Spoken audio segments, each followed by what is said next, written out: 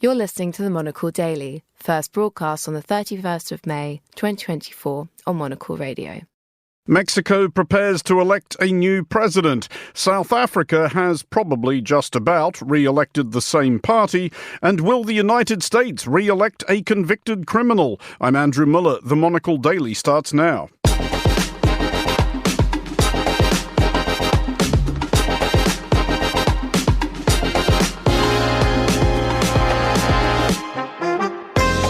Hello and welcome to the Monocle Daily, coming to you from our studios here at Midori House in London. I'm Andrew Muller. It's Friday, so it's our weekly in-house daily, and the Monocle staffers who failed to satisfactorily answer the riddle posed by an underbridge troll are Angelica Jobson, Chris Chermak, Laura Kramer and Georgina Godwin. They will discuss the day's big stories, and we'll have a report from some of the EU's remotest constituencies ahead of the imminent European elections. Stay tuned, all that and more coming up right here on the Monocle Daily.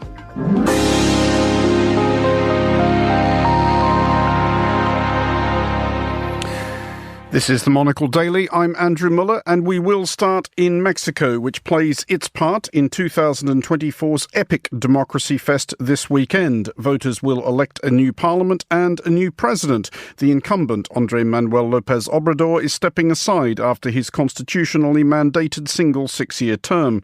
Unless Mexico's pollsters are currently engaged in the greatest debacle in the history of their field, Mexico will elect its first female president. It seems much likelier than not that it will be Claudia Sheinbaum, a long-standing ally of President Obrador.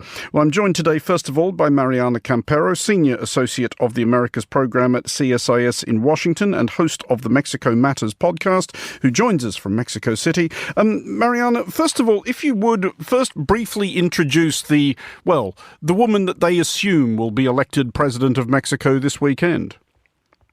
Hi, Andrew. How are you? Very nice to be with you today. Thank you for the invitation. So, yes, as you said, Mexico will probably elect its first woman president.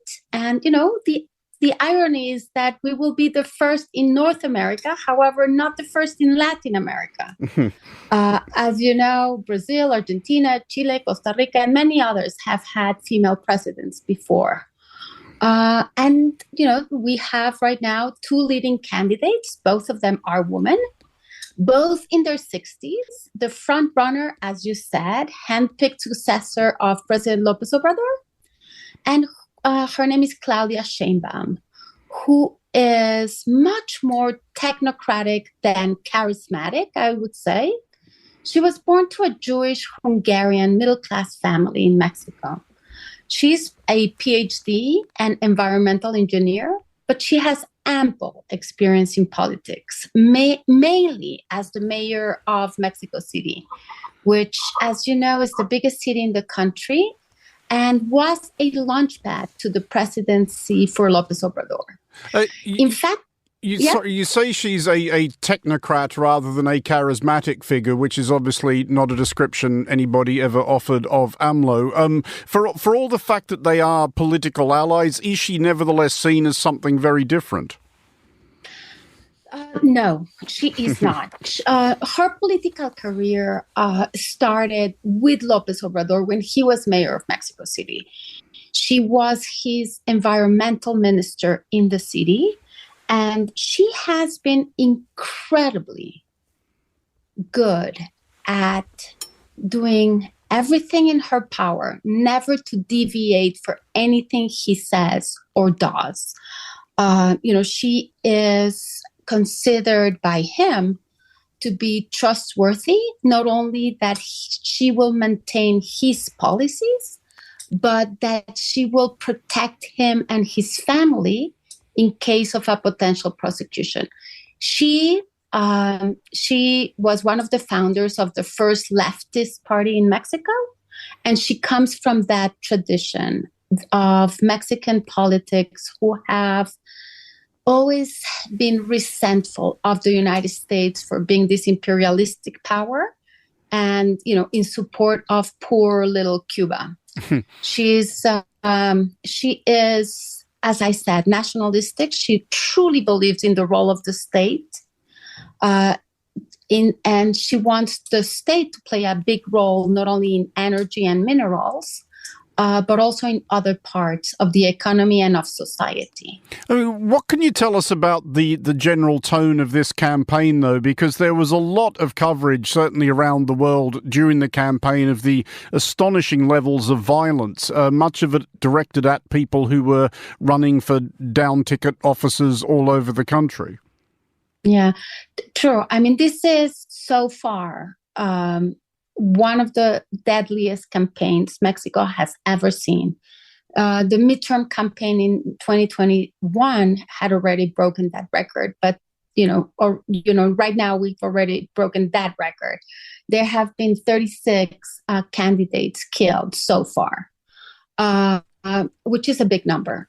And sort of what is really sort of behind these assassinations, according to security experts, is that the narcos or organized crime is playing a very big role in who the candidates are, particularly in certain states, the states that are key as a corridor for drugs to flow freely up the north to the United States.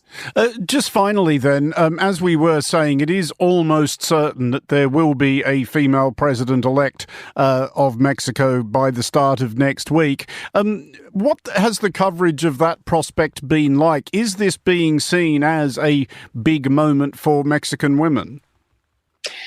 Yes, absolutely. It is being seen as a very big moment for Mexican women. And, it would certainly be the first Mexican president, but Mexico is, as opposed to, to many other countries, I would say, has been breaking grounds in these regards, despite sort of being a macho country. We have women head of the Supreme Court. We have a woman head of the Electoral Institute. We have a woman head of the central bank. We have many women as governors. Half of Congress is now female. So this is part of a changing cultural attitudes, no doubt. But it is also, thanks to the laws that were passed at a federal level that mandated gender equality. Mariana Campero in Mexico City, thank you for joining us. You're listening to The Daily.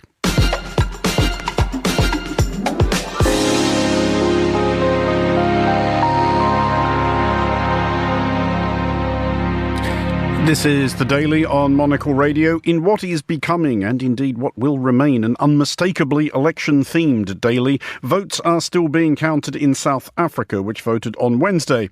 And a reminder that additional context may be gleaned from the current edition of Monocle Radio's The Foreign Desk. As was widely predicted beforehand, it does appear that the African National Congress, which has governed South Africa since 1994, is on course to get its wings clipped somewhat, and though it will certainly still govern, will likely have to do so in coalition with someone else. I'm joined now in the studio by Monocle contributor Angelica Jobson. Angelica, what is the latest you can tell us about how the voting is shaking out? So really the news that everyone is expecting and is happening is that South Africa is on the verge of a new political era. And it is a political unknown, really. The ANC hasn't polled under 50% since 1994, so 30 years ago. At the moment, they're only up to 42. And so it looks much more likely than not that they will have to be in coalition. The DA, that's the Democratic Alliance, is coming in at 22%. And the big upset really is Umkhonto we Sizwe, which is former President Jacob Zuma's party, which is coming in third at 12%.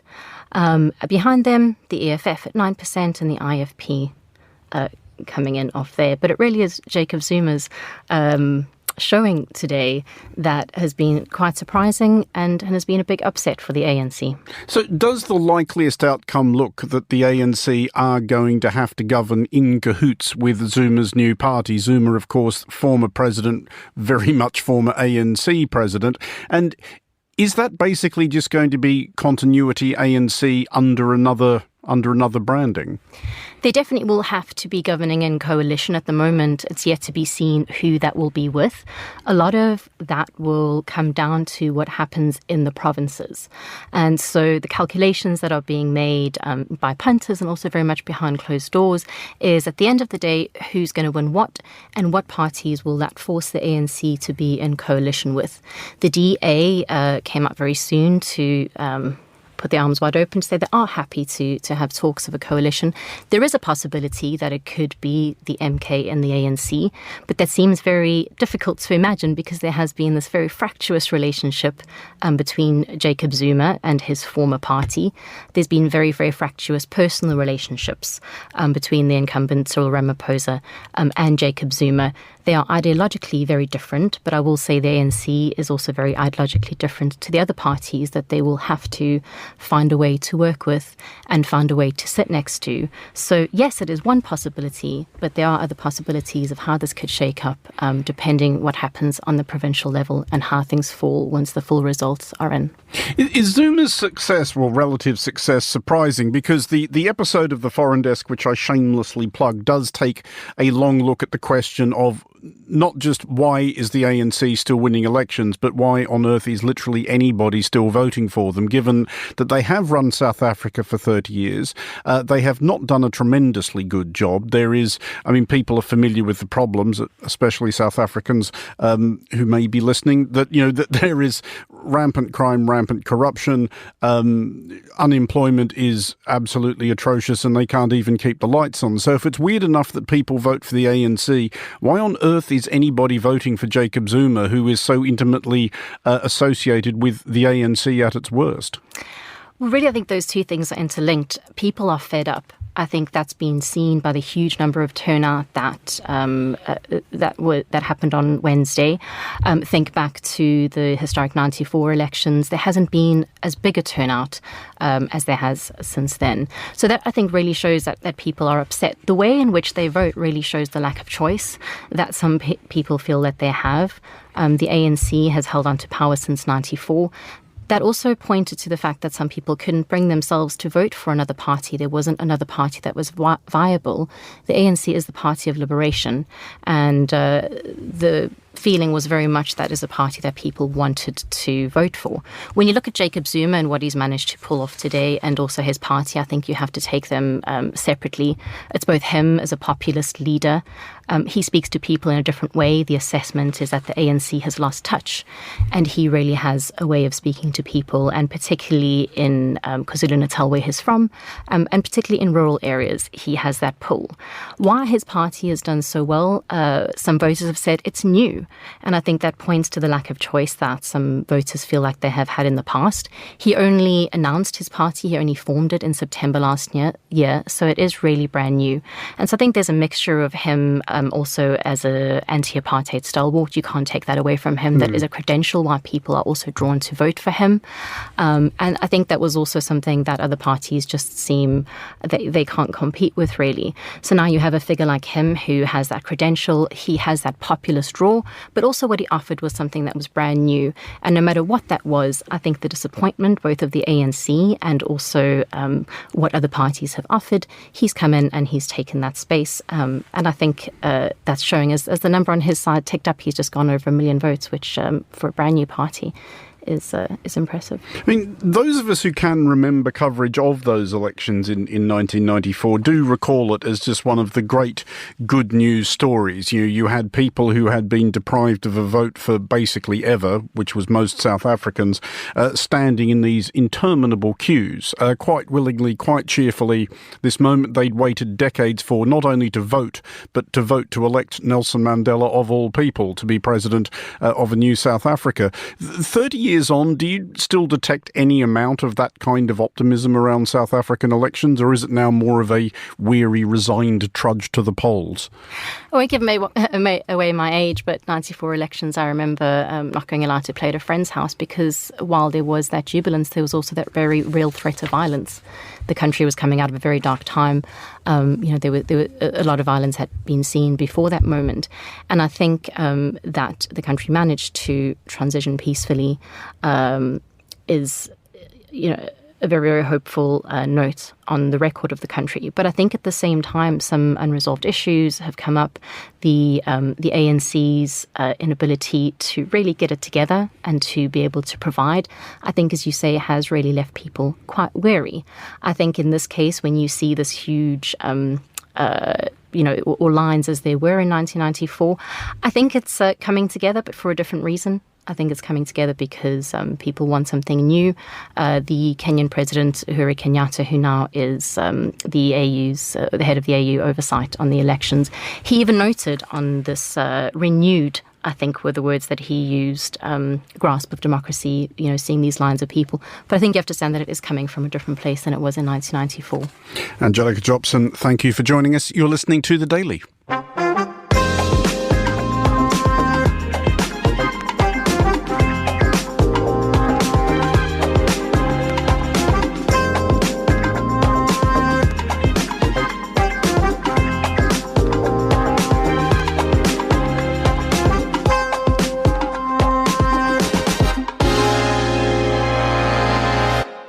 You're listening to The Daily with me, Andrew Muller. Former US President Donald Trump will be sentenced in New York on July 11th, following his conviction yesterday on all 34 charges pertaining to what must surely rank as the least successful hush money payoff in history. Given that this is just a few days before the Republican National Convention gathers in Milwaukee, there exists the theoretical possibility of Trump accepting the GOP's nomination for the presidency of the United States from prison, assuming there isn't a queue for the phone. Here is some of what the convicted criminal had to say earlier. And the Daily Mail just came out with a poll, and it has Trump up 6 points in the last 12 hours. 6 points. 6 points since this happened. Who thought this could happen? Because the people of our country know it's a hoax. They know it's a hoax. They get it. They're really smart. And it's really something. So we're going to be appealing this scam. We're going to be appealing it on many different things. He wouldn't allow us to have witnesses. He wouldn't allow us to talk. He wouldn't allow us to do anything. The judge was a tyrant. Well, I'm joined now by Monocle producer Laura Kramer and Monocle's senior news editor Chris Chermak, a representative panel of American voters. Laura, it's all a hoax. It's all a hoax. Yeah, I was hoping one of you would go full MAGA for the benefit of this. Laura, as an American voter, what did you make of this spectacle earlier today? We should make it clear to our listeners that Trump was giving it an awful lot of an invisible accordion during that statement. Well, that's what I kept thinking about, was the invisible accordion. But I wondered also which spectacle, Andrew, because it feels like every hour something new happened. Most recently, by the way, Boris Johnson of the UK has come out and shockingly supported Trump and said that this is a machine gun mob style hit on him. So man who broke the law supports other man who broke the law. Shocking, I know. It's just been a whirlwind, and especially given all of Trump's other legal problems, it's really actually hard to keep up with everything. Chris, it does strike me on a related note that on the one hand, this is obviously a moment of seismic historical import. Former president, possibly the next president, convicted of a great many counts in a court. And yet, because it's Donald Trump and because of the degree to which he has debased absolutely everything over the last 8 years especially, I watched last night and on one hand was thinking, wow, this is a big historical moment, though I do still feel kind of jealous on balance that my parents got to see the moon landing. But I also found myself thinking, yeah, whatever. That seems like something that would just happen these days. It's interesting that you put it that way, because I had a little bit of the opposite reaction, in the sense that for me, I have to be honest and say, yesterday, over the course of the day and sort of while the jury was deliberating, I kind of had the, whatever, this is what happens. This is the first court case, there'll be another 3, like, big whoop. But when the moment of the breaking news alert came that he was found guilty, for me, that was a moment where I was like, holy crap, this is actually a big deal.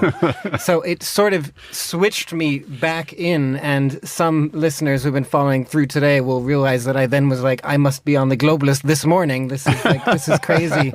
I need to talk about this because this is actually huge news. And I hadn't really picked up on that beforehand, which does go, though, to your point that so many things are, or both of your points, that so many things are happening every day that it's just very hard sometimes to recognize which are the significant moments and which are the less significant moments. This one, for me, is an absolutely tremendously significant one. The first time ever in American history that a president has been convicted of a crime. What we always talk about on this show, and what still continued in that moment to amaze me, is the fact that he can continue running. There's nothing on the books that says he can't. Absolutely not. There have been no calls for him to step down as Republican candidate, except for a few disaffected former Republicans, including John Bolton.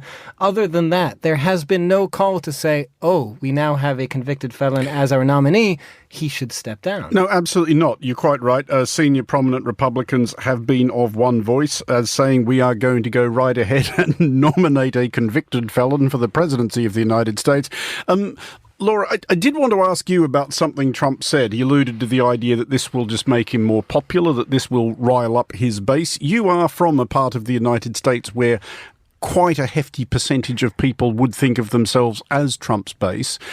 How do you think the last 24 hours will have played with them? Do you think that he's right, that people are actually more likely to vote for him out of defiance? And I do think this is underrated as a factor where Trump is concerned, out of curiosity. People want to see what will happen if they elect a convicted felon president. I hadn't thought about your latter point, but I really do. There is a sense that people who were being interviewed on the ground in New York yesterday and today were, at least on the right side, were all saying that they think it'll make him more popular. And I look at Iowa, where I'm from, and the things that I've seen. I mean, I don't know if I've mentioned this before, during the last election, and it was COVID and everything. He did the airport tour that he did, and he flew into the Dubuque airport, and Air Force One was there. I have never seen so many cars lined up along the side of the highway. I'm talking miles upon miles. Don't the people out there pretty much point at any aeroplane? You are on fire. It was so surprising to me, and they would never even see him besides just a little plane. And I think, we talk a lot about hopelessness and a defeatist attitude when it comes to Donald Trump, which, places like the ACLU, for example, and liberal Democrats are trying to get everybody, trying to say, no, don't get this attitude. But it's hard not to when you see that actually the base is so willing to say, well, this is a defeat for America. This is clearly rigged. It's purely political. It's the justice system punishing him. And you lose a little bit of that hope when it feels like, what will it take for people to open up their eyes? And I don't think, in a way, for that hardcore right base, this will really make a change. Well, Chris, on that thought, it's been observed a zillion times, probably at least half a zillion times by me alone, that Trump does operate completely untethered from any normal rules of politics. In a normal election, if you're running up against somebody who has just been convicted of 34 counts, at that point you can put your feet up. It's like, yeah, we're good. We just, all we have to do is get through to polling day without actually strangling a kitten, and we are going to win. But because Trump is Trump, and because he has that fervent base who may even be more excited now, the Democrats are going to have to come up with a response to this. If you are Joe Biden, what do you do? Do you say absolutely nothing at all? Or do you just, at the debates, what do you do? Do you just say, well, I'm willing to cede the floor to my interlocutor, the convicted felon? Do you harp on it at every opportunity, or what do you do? I think it's going to be incredibly tricky for some of the points you raised, but I would add to that point the fact that it's not just about Trump's base in the sense of them being loyal to him, but how long the conservative base and its supporters have now been harping on this idea that this is not only a witch hunt, but a Democratic-led witch hunt led by Joe Biden himself. This idea is so ingrained among conservative Republicans at this point that even those who are not necessarily the complete fans of Donald Trump, the most fervent base, I would argue, are listening to this, seeing this in the media, seeing this on Fox News and so many others. And even if there's somewhat casual observers saying, I don't really like Trump that much, but man, are those Democrats going after him, So you have that kind of rhetoric that is, I think, affecting this race as well. And that's where Joe Biden is going to have to be incredibly careful. If he gloats, if he is too happy about this moment and really throws it at Donald Trump, that could come back to bite him. It's an incredibly difficult situation to be in if he wants to obviously win this election by peeling off some of those Trump voters, because he is going to have to. Donald Trump is currently leading this race by most polls. That is a reality. He's about only 1-2 percentage points above Donald Trump. Nevertheless, he needs to peel some of those. So the one positive, I would say, the positive, if you will, for Biden that I would say is looking at these initial polls. Yes, he cannot sit back. That said, there's a poll out today, YouGov, 15% of Republicans believe that Donald Trump is guilty.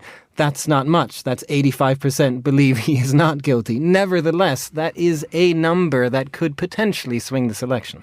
Just finally, Laura, this is, of course, and I mean, every time you say it out loud, it just seems more hilarious. The trial in which he has just been convicted on 34 counts, by most analyses, was 1, the flimsiest case against him, and 2, is by some margin the least serious of the charges hanging over him. I'm just wondering if you can imagine, as an American, the conversations literally that must now be going on among the Secret Service along the lines of, like, what do we actually do? Because president or not president, he is entitled to Secret Service protection for life. I mean, how do you organise that? Who are you going to find the guys willing to go to prison with him?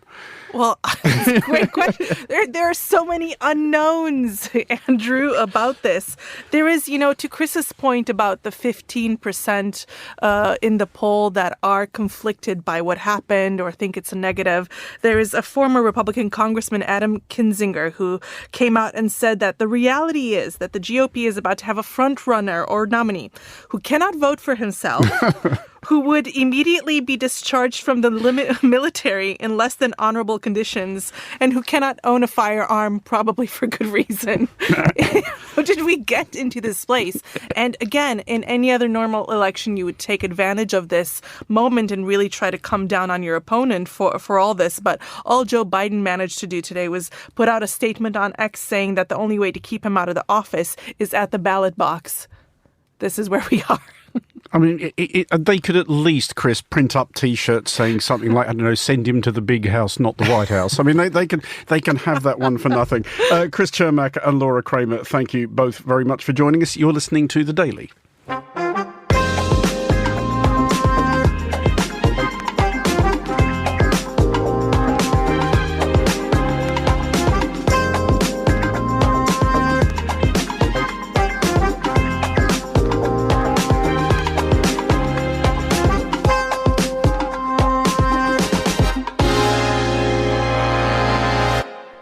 This is The Daily on Monocle Radio, and it is that time of year at which the UK's literature, and indeed literary community, decamps en masse to the Welsh borders for the Hay Festival. Among their number is Georgina Godwin, Monocle presenter and host of Monocle Radio's Meet the Writers. Georgina, hello. Hello to you, Andrew. First of all, if you would, for people who have not yet had the benefit of attending the Hay Festival, and ludicrously I am among their number, describe it briefly, if you would. What's it actually like when you get there? It's something that you don't expect, because this is essentially a sleepy Welsh town. But it's made itself the town of books. I forget how many bookshops it has, but they are numerous. And then in a field, this huge kind of tented city springs up.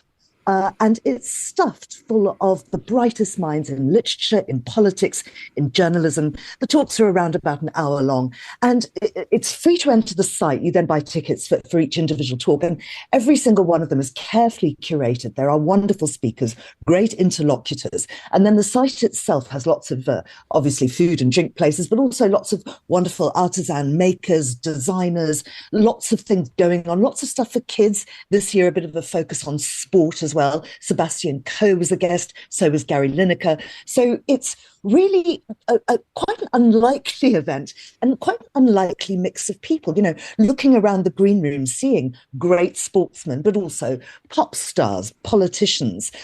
It's incredibly stimulating. And then away from that, of course, there's the parties and the whole kind of hey life. I mean, for instance, if I could just describe to you where I am now, I'm sitting on the balcony outside my bedroom in a beautiful house. I'm overlooking the Wye River, which runs through the garden.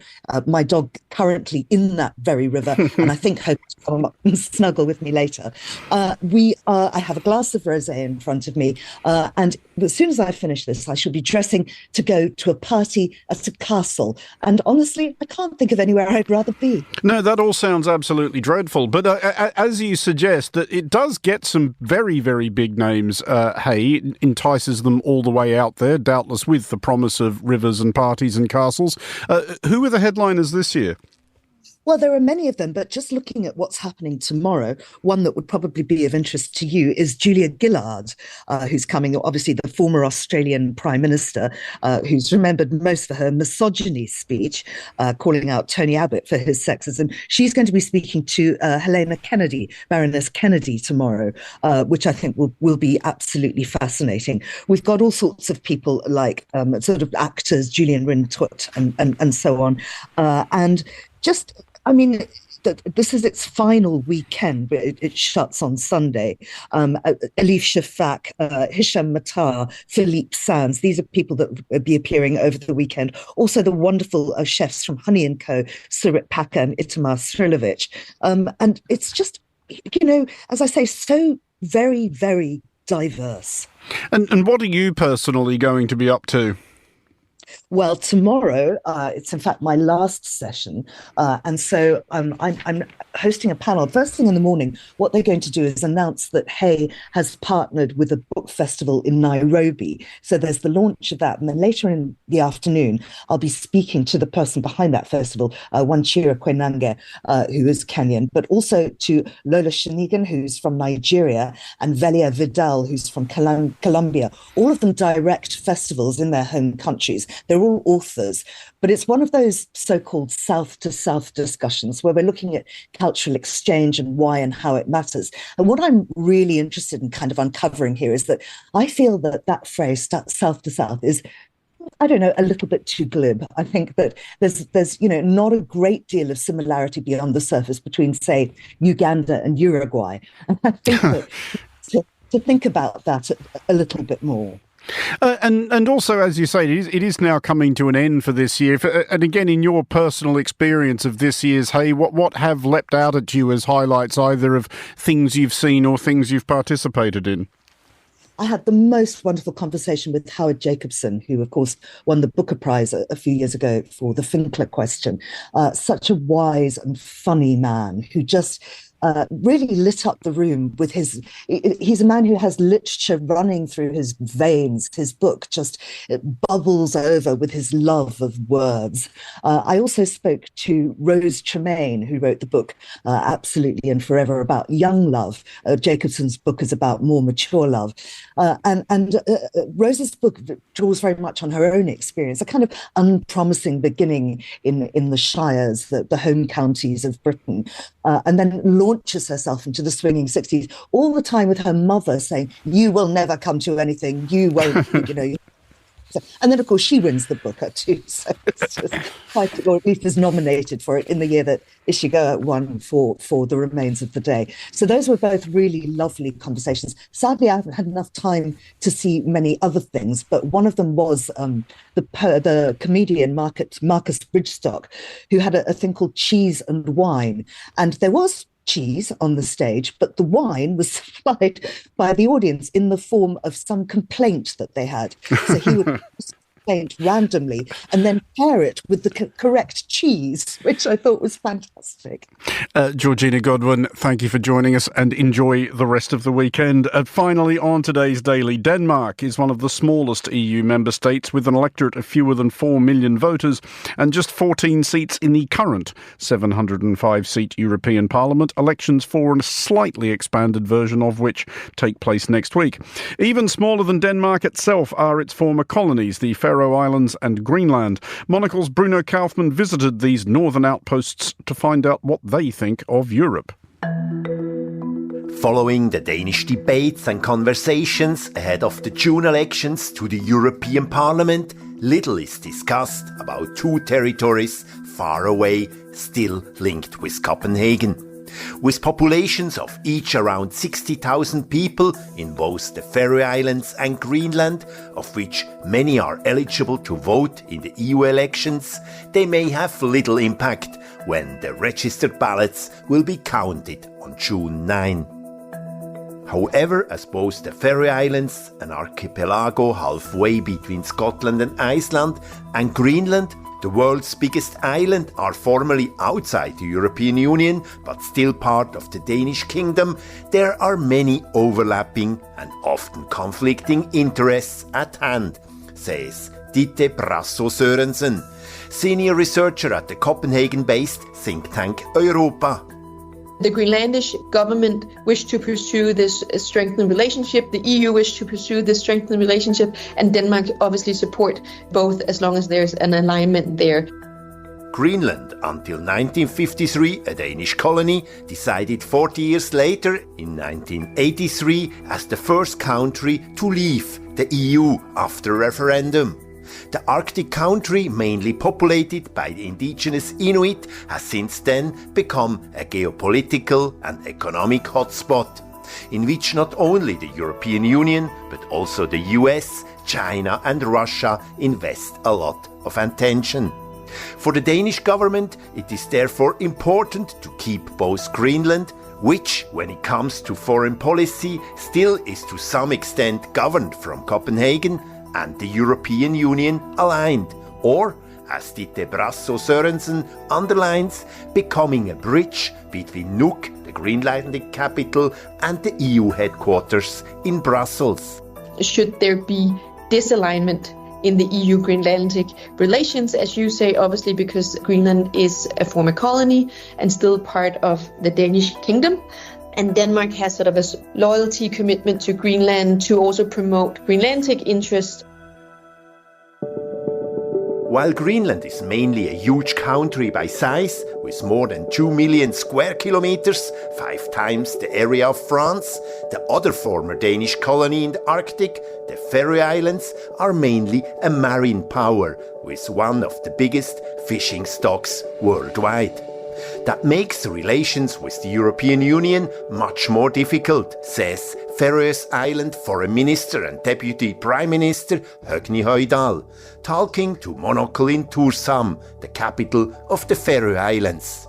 Well, the European elections to the European Parliament, they do not have a large place in Faroese politics, but of course EU-Faroese relations are very important. So we have last month we have signed a memorandum of understanding or a partnership deal with the EU, where we state that the EU and the Faroe Islands should work together on peace and prosperity and culture and education and science and energy and so on. But the big issue, and that's why also the European Parliament elections are important for the Faroe Islands, is still the fishery question, because the EU and the Faroe Islands have a fisheries agreement, and there is a huge fight, which perhaps is not very open in European politics, about the common fish stocks. So our relations to the EU are good in many ways, but when it comes to fish, there are huge conflicts. For years, Brussels and Tórshavn have been fighting about the rights to deal with one of the biggest and richest fish stocks in the world. While the Faroe Islands could agree with other stakeholders in the North Atlantic, like Iceland, Norway, or even Russia, Brussels has not been ready to accept such an agreement. This makes Faroe Islands Foreign Minister Høgni Højdahl rather unhappy, but he has big hopes for the next European Parliament, which is elected next week. We see the EU as a very harsh partner when it comes to fish. EU claims that they have the right to common fish stocks, and we would urge the EU to see the whole fisheries question as a question of sustainability in the North Atlantic.